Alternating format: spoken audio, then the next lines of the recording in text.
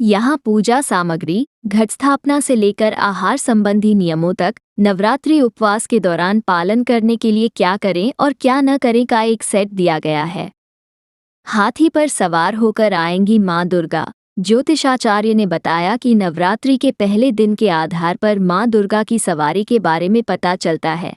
नवरात्रि में माता की सवारी का विशेष महत्व होता है। माता हाथी पर सवार होकर धरती पर आ रही हैं।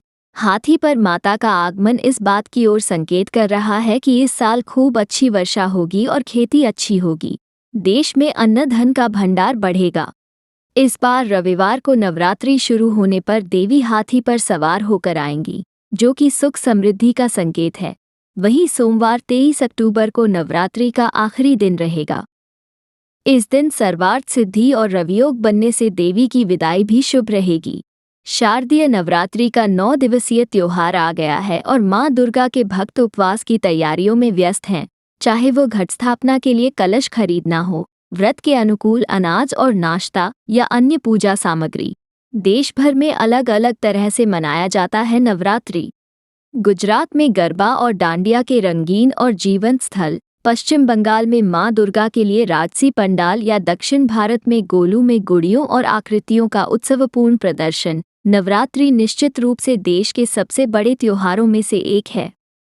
उत्तर भारत में नवरात्रि उपवास काफी लोकप्रिय है और पहले दिन कलश स्थापना के बाद भक्त अपने परिवार की परंपराओं के अनुसार 9 दिन का उपवास या पहला और आखिरी उपवास रखते हैं। नवमी के दिन कन्या पूजन के साथ नवरात्रि पारण किया जाता है, जिसमें छोटी लड़कियों को हलवा पूरी के भोग के लिए आमंत्रित किया जाता है और कंजकों के रूप में उनकी पूजा की जाती है। चाहे यह आपका पहला नवरात्रि व्रत हो या आप 9 दिवसीय पूजा के बारे में अधिक जानकारी चाहते हो, जो लोग उपवास नहीं कर रहे हैं उनके लिए नवरात्रि उपवास नियम। आइए शुरुआत करते हैं उन सामान्य नियमों से जिनका पालन आपको नवरात्रि के दौरान तब भी करना चाहिए जब आप उपवास नहीं कर रहे हों। कई लोग त्योहार के दौरान माँ दुर्गा और उनके विभिन्न रूपों की पूजा करते हैं, लेकिन उपवास करना पसंद नहीं करते हैं या अपनी स्वास्थ्य स्थिति के कारण उपवास करने में सक्षम नहीं होते हैं। जब आप व्रत नहीं रख रहे हों तो पालन करने योग्य नियमों की एक सूची यहाँ दी गई है।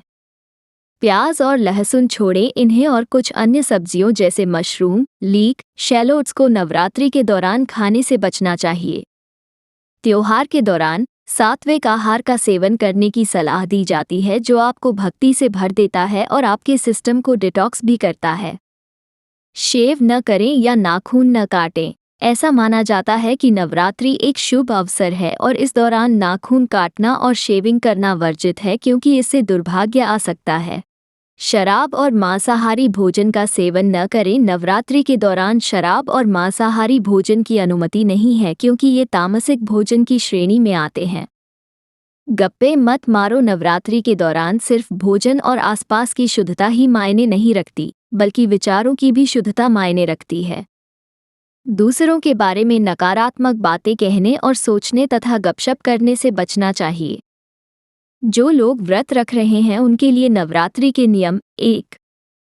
सात्विक एवं व्रत अनुकूल भोजन। नवरात्रि के दौरान गेहूं, चावल, प्रसंस्कृत नमक और बैंगन, भिंडी, मशरूम जैसी अधिकांश सब्जियों से परहेज किया जाता है। व्रत के अनुकूल अनाज जैसे रागी, सामक चावल, सिंघाड़ा आटा, साबूदाना, फराली आटा, चौलाई और फल जैसे केला, सेब, संतरा आदि खाने की सलाह दी जाती है। नियमित प्रसंस्कृत नमक के स्थान पर सेंधा नमक खा सकते हैं। 2. सुबह शाम आरती करें। नवरात्रि के दौरान अखंड दीपक जलाने की सलाह दी जाती है, लेकिन अगर संभव न हो तो माँ दुर्गा और उनके विभिन्न अवतारों की सुबह और शाम की आरती भी कर सकते हैं। माँ शैलपुत्री, माँ ब्रह्मचारिणी, माँ चंद्रघंटा, माँ कुष्मांडा, माँ स्कंदमाता, माँ कात्यायनी, माँ कालरात्रि, माँ महागौरी और माँ सिद्धिदात्री आदि शक्ति के 9 रूप हैं। 3. घट स्थापना का नियम। नवरात्रि के पहले दिन कलश स्थापना या घट स्थापना की जाती है। ये त्योहार के महत्वपूर्ण अनुष्ठानों में से एक है और इसे प्रतिपदा प्रचलित रहने पर किया जाना चाहिए। 4.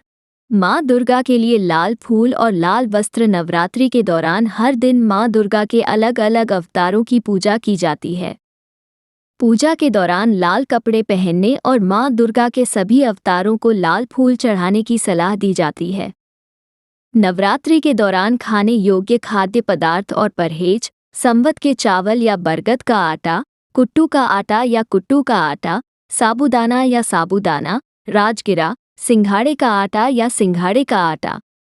आलू, शकरकंद, लौकी, अरबी, कद्दू, पालक, लौकी, खीरा और गाजर।